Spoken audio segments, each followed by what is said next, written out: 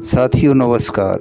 गीता ज्ञानदाता कहते हैं मित्रों, प्रश्न उठता है तीसरे अध्याय के अंत में भगवान ने आत्मा नम आत्मा नाम संस्तभ्य आत्मा के द्वारा आत्मा को निरुद्ध करके इस कथन से मानो समाधिस्थ होने के लिए कहा है।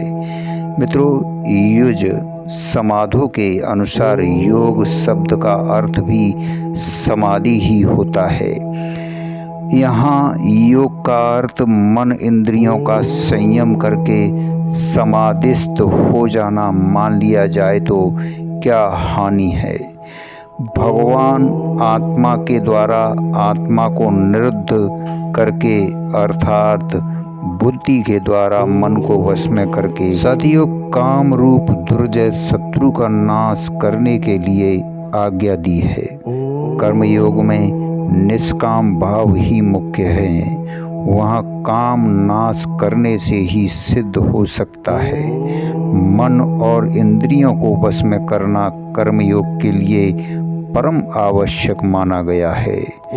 बुद्धि के द्वारा मन इंद्रियों को वश में करना और मन को मारना, ये सब कर्म योग के ही अंग हैं। मित्रों, उपयुक्त प्रश्न के उत्तर के अनुसार वहाँ भगवान का कहना कर्म योग का साधन करने के लिए ही है। इसलिए यहाँ योग का अर्थ हठ योग या समाधि योग ना मानकर कर्म योग ही मानना चाहिए।